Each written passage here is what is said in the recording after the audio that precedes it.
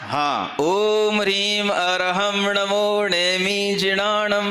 ओम ह्रीं अरहं नमो नेमि जिणाणम्। ओम ह्रीं अरहं नमो नेमि जिणाणम्। ओम ह्रीं अरहं नमो नेमि जिणाणम्। ओम ह्रीं अरहं नमो नेमि जिणाणम्।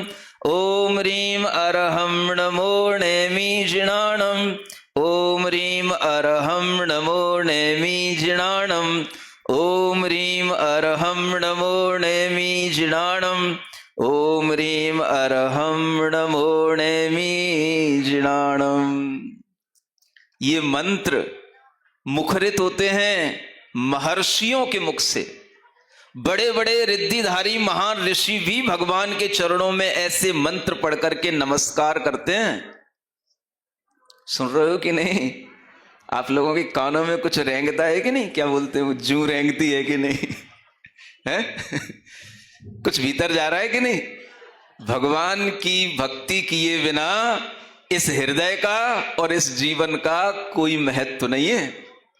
इसलिए अपने हृदय में कुछ रहे ना रहे, कुछ ज्ञान हो ना हो, लेकिन भक्ति का भाव जरूर अपने हृदय में संजोना और भगवान के चरणों की भक्ति में ऐसे ही मंत्र पढ़ करके मन लगाना। जब भी कभी कोई भी तीर्थंकरों की स्तुति की गई है, सबसे पहले भगवान के चरणों का स्मरण किया जाता है। चाहे आप भक्तामर स्तोत्र को देखना, चाहे कल्याण मंदिर स्तोत्र को देखना, और चाहे वर्धमान स्तोत्र को देखना, सब भगवान के चरणों की स्तुतियों से ही वह स्तोत्र प्रारंभ होते हैं। सबसे पहली दृष्टि कहां? प्रभु के चरण पर।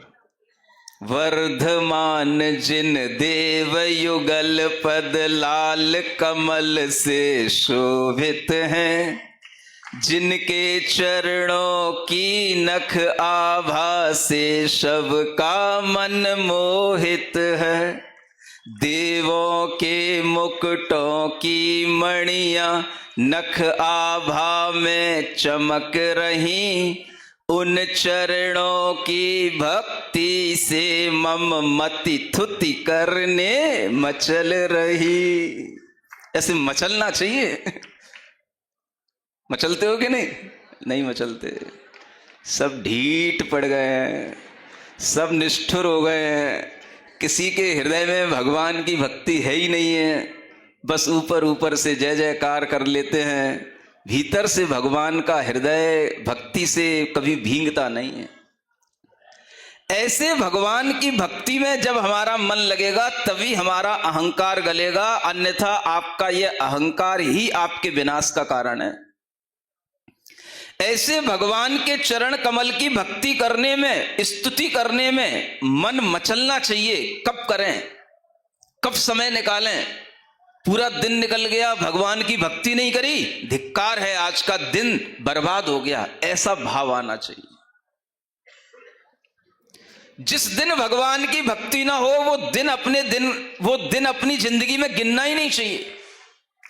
ये बदसूरत दिन निकल गया, आज दुनिया के कौन से कामों में उलझ गए, आज हमें दिन भर में भगवान की भक्ति के लिए 4 लाइनें पढ़ने का समय नहीं मिला। इतना मोह पास में हम बन गए, इतना राग द्वेष में हम पड़ गए, इतने अपने व्यापारों में लग गए, मेरे जीवन को धिक्कार हो, ऐसा मन में विचार करके भगवान की भक्ति के लिए 4 लाइनें मन से पढ़ने के लिए तो समय निकालना चाहिए। 1 मिनट तो निकालना चाहिए। सुनते हो कि नहीं? कौन आवाज दे रहा है? अजी सुनते हो? यही समझ लो तुम्हारा कोई हितैषी आवाज दे रहा है। क्या आवाज दे रहा है?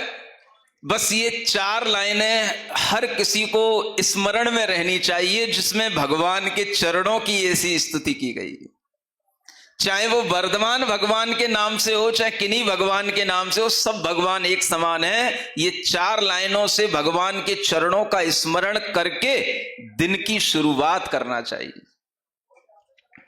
सबसे पहले उठो तो भगवान के चरणों का स्मरण इस रूप में हो।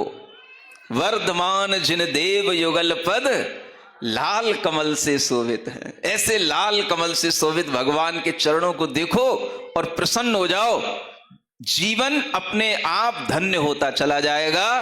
कुछ तुम्हें किसी से मांगने की जरूरत नहीं है, भगवान की भक्ति से सब कुछ मिलेगा, सब कुछ मिलेगा।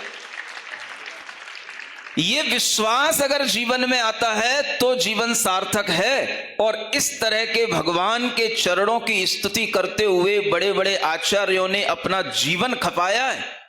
हम तो तुमसे सिर्फ थोड़ी देर के लिए कह रहे हैं, सुबह उठ कर के 1 मिनट पढ़ लेना।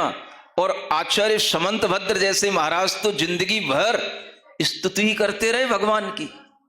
बड़े बड़े स्तुति के उन्होंने ग्रंथ लिख डाले, चाहे वो आप्त मीमांसा हो, चाहे युक्ति अनुशासन हो, चाहे वो स्वयंभू स्तोत्र हो, सब भगवान की स्तुति परक ग्रंथ हैं। ऐसे बड़े बड़े दार्शनिक आचार्य भगवान की स्तुति में अपना जीवन खपाए हैं। आपको कुछ समझ नहीं आता, भीतर से मन भींगना चाहिए भगवान की भक्ति में, तब इन पंच कल्याणकों का जो भाव है वो भाव अगर आप लोग देखेंगे तो इसी माहौल में आता है। ये भाव आप लोगों के अंदर आएंगे तो इसी माहौल में आएंगे, और इसी माहौल में ये सार्थकता होती है। अगर हमें कोई इस तरह का ज्ञान मिल जाता है तो ये पंच कल्याणक हमारे लिए केवल नाटक नहीं दिखते हैं। हम संसार के नाटक से ऊपर उठ करके तीर्थंकरों से अपने आप को जोड़ करके संसार के नाटक से बच जाते हैं। ऐसा यह भगवान का महोत्सव होता है।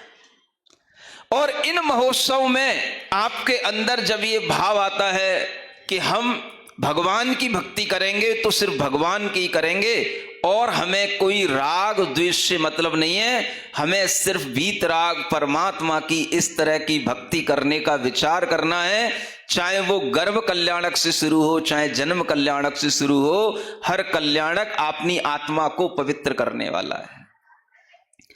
ऐसे तीर्थंकरों के बारे में जब आपके मन के अंदर ये धारा प्रवाह भक्ति का भाव चलेगा, तब आपको जो गिरने वाली रत्नों की धाराएं हैं उनका कुछ महत्व समझ में आएगा।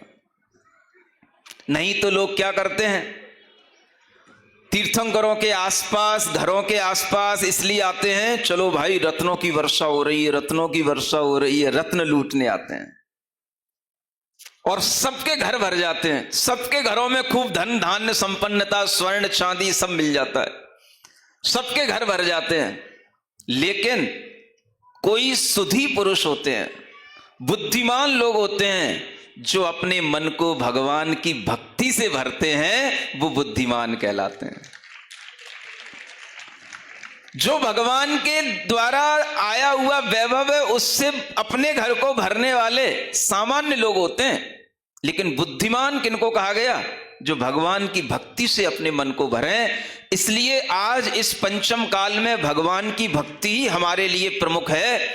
बड़े बड़े आचार्यों की भक्ति भी हमारे लिए इसी तरह से कल्याणप्रद है। और जब भी कभी आप पंच परमेष्ठियों का दर्शन करें, उनके चरणों का स्पर्श करें, उनके चरणों में अपनी दृष्टि लगाएं। बड़े बड़े राजा इसी तरह से भगवान के चरणों की भक्ति करते हुए, आचार्य उपाध्याय साधुओं की भक्ति करते हुए अपने जीवन को धन्य किए हैं। किसी भी तीर्थंकर के जीवन को देख लेना, आज भी हमें स्मरण में आता है वह क्षण जब हम पहली बार गुरुदेव के चरणों का स्पर्श किए थे, और उस स्पर्श से जो आनंद मिला था वो आज भी हमारे अंतरंग में लहराता है।